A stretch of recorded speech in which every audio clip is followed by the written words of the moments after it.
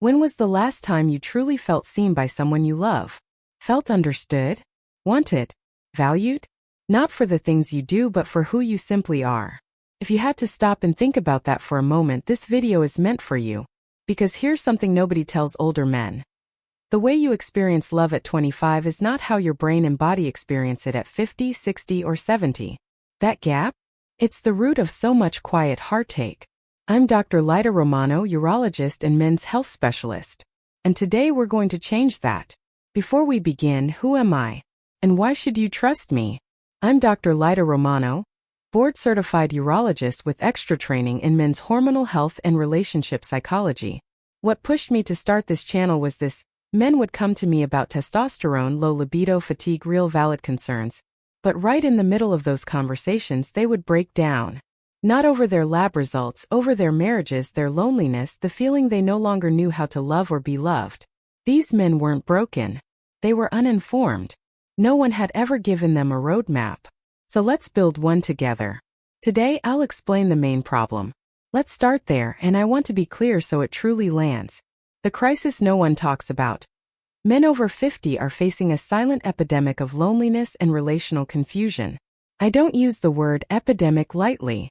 Studies from the American Psychological Association, along with long-term data from the Harvard Study of Adult Development, one of the longest-running studies on human happiness ever conducted, confirm this.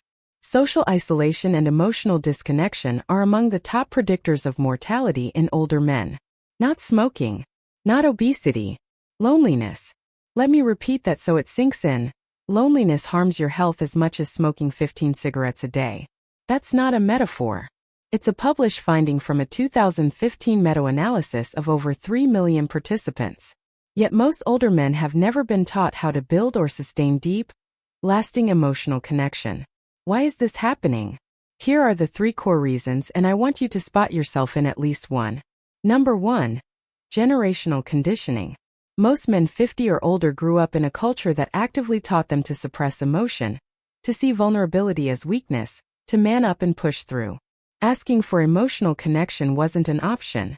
So many men never learned the emotional vocabulary or relational skills for deep intimacy. Number 2. Biological changes. As men age, testosterone declines. And testosterone isn't just about libido or muscle. It regulates mood, confidence, motivation, and even emotional responsiveness. At the same time, cortisol, the stress hormone, often rises.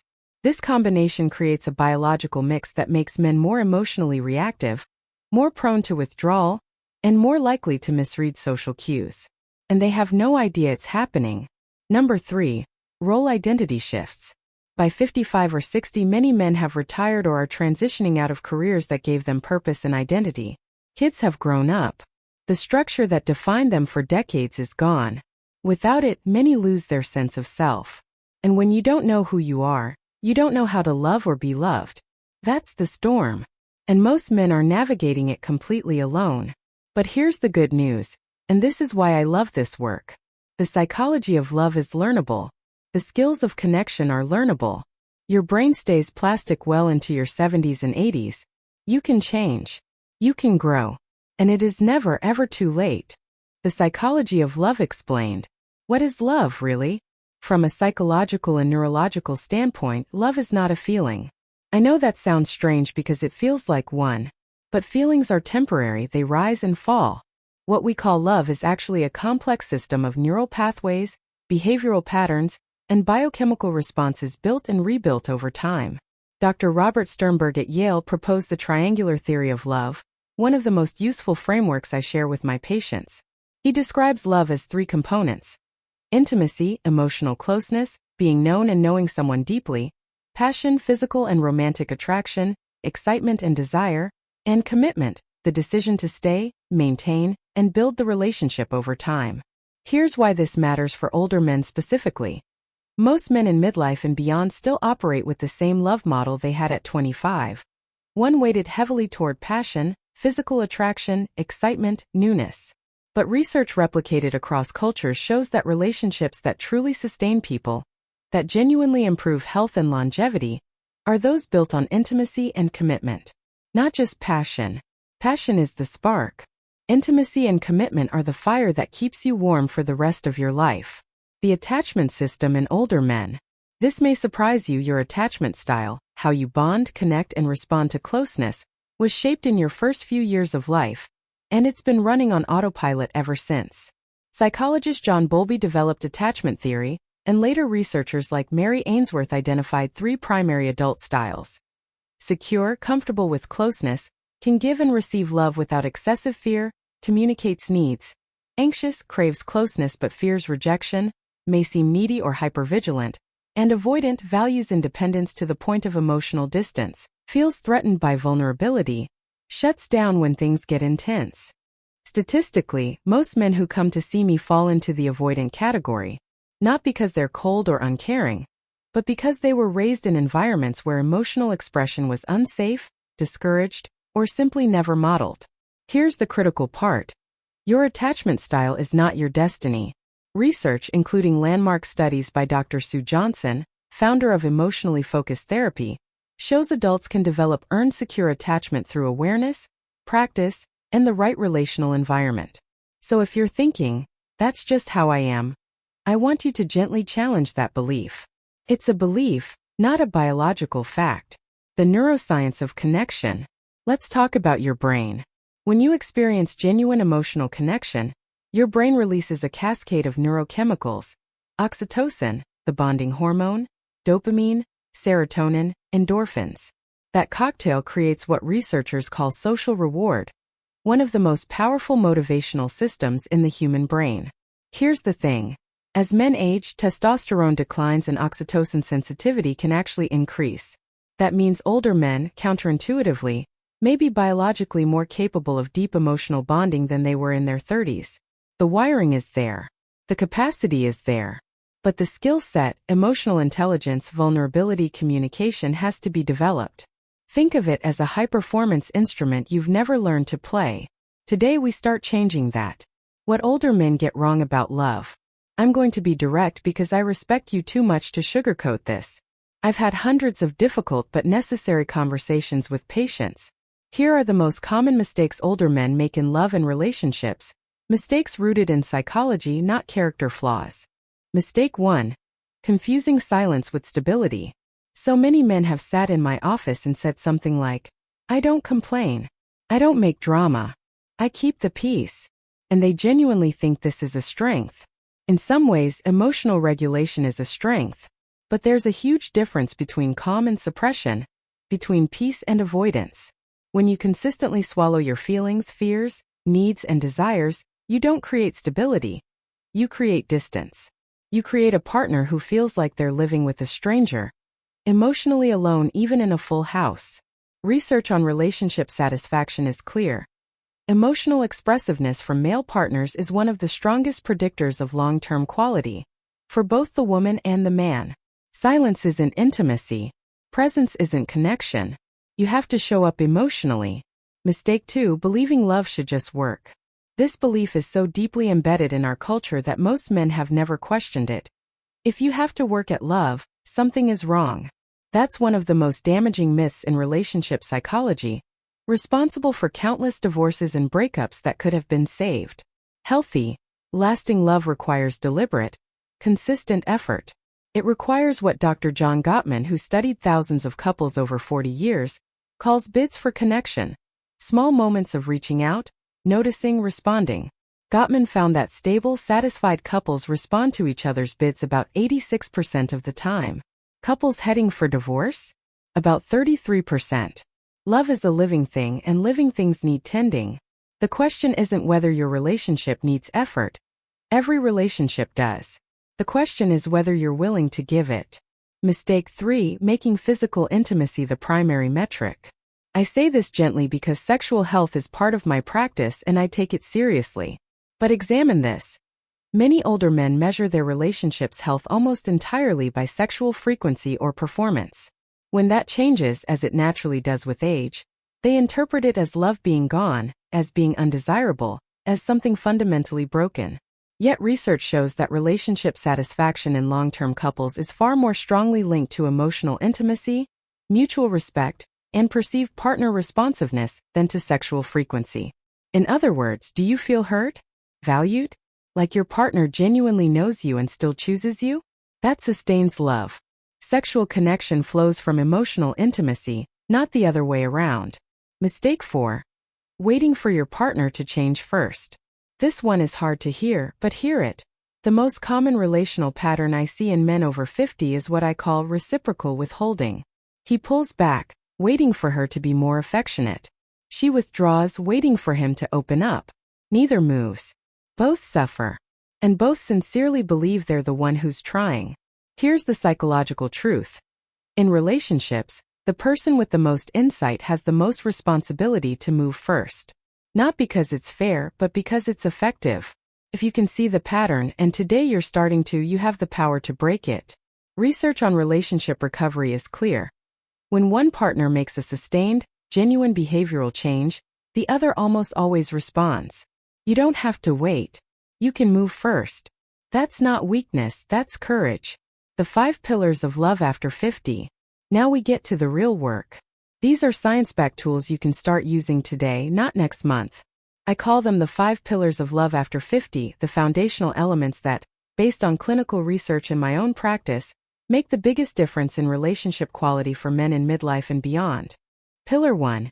Emotional presence. Think about the last meaningful conversation you had with someone you love. Were you actually there? Or physically present but mentally absent? Emotional presence is being fully engaged, not just hearing words but listening to feel. It's the difference between waiting for your turn to speak and genuinely trying to understand the other person's experience. The practical tool. Reflective listening. Before you respond, repeat back what you heard. Not to parrot, but to show you received it. Example. Your partner says, "I feel like you're not interested in what I'm going through anymore." Instead of getting defensive, try, "It sounds like you've been feeling distant from me. That must be really hard." 3 things happen. They feel heard, your brain shifts from defense to empathy, a measurable neurological shift, and you create conditions for genuine connection instead of escalation. Practice this once a day with anyone. It's a skill, and skills improve with practice. Pillar 2. Vulnerability as strength. Let me redefine vulnerability. The word has been weaponized. Vulnerability is not weakness. Dr. Brené Brown, whose research is among the most cited in social sciences, defines it as uncertainty, risk, and emotional exposure.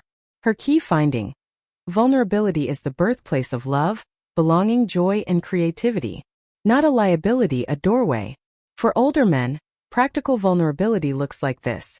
Telling someone what you actually need instead of hinting or withdrawing. Saying "I'm scared" instead of "I'm fine." Saying "I miss you" instead of checking your phone. Start small. Don't unload everything at once. 1 honest statement per day. 1 moment of saying what's actually true for you. It will feel uncomfortable. That discomfort is growth. Pillar 3. Physical affection beyond sex.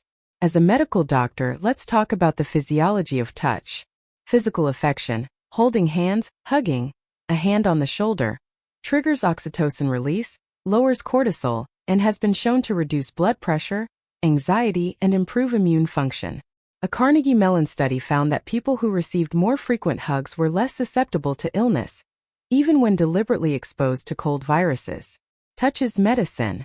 For older men whose physical intimacy has changed due to health, hormones, or relational distance, non-sexual physical affection is a bridge. It communicates safety, warmth, and desire for connection without performance pressure. Reach out and touch your partner today.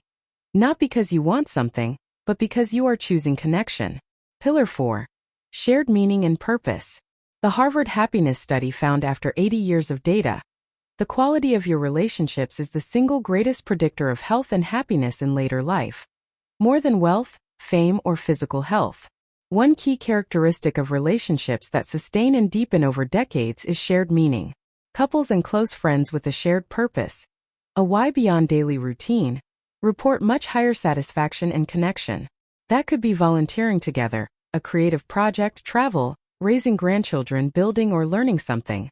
The specific activity matters far less than the shared intentionality behind it.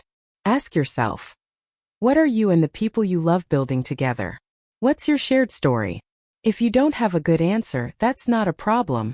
It's an invitation. Have that conversation. Start creating the answer together. Pillar 5. Repair and forgiveness. No relationship is free of rupture. No person is perfect. The question is never will we hurt each other? But can we repair? Dr. Gottman found that the ability to repair, to acknowledge harm, apologize meaningfully, recommit, is a more reliable predictor of relationship longevity than the absence of conflict. A meaningful apology is not, "I'm sorry if you felt hurt." That's deflection. It has 3 parts: acknowledgement of what you did, recognition of its impact on the other person, and a statement of what you'll do differently. And forgiveness? Let me be clear. Forgiveness is for you. Carrying resentment is physiologically harmful. Studies show elevated cortisol, impaired immunity, and increased cardiovascular risk from chronic unforgiveness. Letting go is not letting someone off the hook. It's removing the hook from your own heart. The biological piece. Hormones and emotional health. I'd be doing you a disservice as a physician if I didn't address this. The psychological and physiological are profoundly interconnected. Testosterone begins declining in men at about 1% per year starting in their 30s. By mid-50s or 60s, a man may have 30 to 40% less testosterone than in his peak years. Effects: reduced libido, yes, but also reduced motivation, increased irritability, decreased confidence, flattened emotional responsiveness, and higher depression risk. Practically, a man with low testosterone may feel less interested in social connection, not because he doesn't care, but because his brain chemistry is less motivated by reward. He may become withdrawn, irritable, misread as emotionally unavailable when he's biologically depleted. If this resonates, talk to your doctor. Get your levels checked. There are evidence-based interventions, lifestyle changes, sometimes hormonal support, that can make a real difference. Sleep, stress, and your capacity to love. 2 criminally underappreciated variables. Chronic sleep deprivation, regularly under 7 hours, increases amygdala reactivity by up to 60%. Your amygdala is your brain's threat detector. When hyperactive, you're more emotionally reactive, defensive, likely to misread neutral cues as threatening. That means more fights over nothing, more withdrawal, more misreading your partner's tone. All because you're not sleeping enough. And chronic stress, elevated cortisol, actively suppresses oxytocin, the bonding hormone. Stress and connection are biologically opposed. So when I talk to men about improving relationships, my first 3 prescriptions are often: sleep more, move daily, manage stress. Not because those replace emotional work, but because without them, emotional work is neurologically much harder. Take care of your brain. It's the organ through which you love. Your practical roadmap. 7 things you can start this week. 1. Identify your attachment style. Free validated assessments online, ECRR, or search Adult Attachment Style Quiz. Know your default pattern. Awareness is step 1. 2. Practice 1 act of emotional presence daily. 1 conversation where you put the phone down, make eye contact, actively listen. 1 moment where someone else's experience matters more than your response. 3. Say 1 honest thing per day. 1 real statement of need, feeling, or appreciation. Not a speech. 1 sentence. I miss spending time with you. I'm overwhelmed and don't know how to ask for help. I'm proud of you. True things. 4. Touch intentionally. A hug longer than 2 seconds. A hand on a shoulder. Non-sexual physical warmth. Do it with those you love. Your nervous system and theirs will thank you. 5. Get your hormones and sleep checked. Book the appointment. Don't put it off. Your emotional life and physical health are not separate conversations. 6. Begin a repair. Is there someone you've hurt? Or who's hurt you where the wound has festered? Today, not eventually. Write the note, make the call, say what needs saying. You already know who it is. 7. Define your shared purpose. Have 1 conversation this week with someone you love about what you're building together. What matters? What's next? Make it real. Not logistics, not scheduling, purpose. Before my final thoughts, if this video has been valuable, please do 3 things. First, hit like, not just for the algorithm but to signal to other men who need this that it's worth their time. Second, subscribe if you haven't. Every week on this channel, I publish evidence-based, honest conversations about men's health, relationships, and emotional well-being. Topics that matter that too few people talk about clearly. Third, leave a comment. Tell me which of the 5 pillars hit home most, or what one thing you'll do differently this week. I read every comment, and your reflection matters, not just to me, but to every other man who reads it and feels a little less alone. Because when one man is willing to be honest, it gives other men permission to do the same. I want to close with something I say to my patients, and I mean it completely. The capacity to love deeply, to be known, to hold space for another human being. That doesn't shrink with age. If anything, it deepens. The research confirms it. My clinical experience confirms it. But it requires something from you. It requires the courage to stop pretending you don't need connection. The courage to admit that the walls you built to protect yourself may also be keeping out the very things that make life worth living. You are not too old to change. You are not too damaged to connect. You are not too far gone to love well. I've seen men in their 70s rebuild marriages they thought were over. Men in their 60s form the deepest friendships of their lives. Men at 55 who finally learn to say what they need and watch their whole world shift. It is not too late. It is never too late. But it does require you to choose it. Today. I'm Dr. Lyda Romano. Thank you for spending this time with me. Take care of your heart, because the people who love you need you too. I'll see you next week.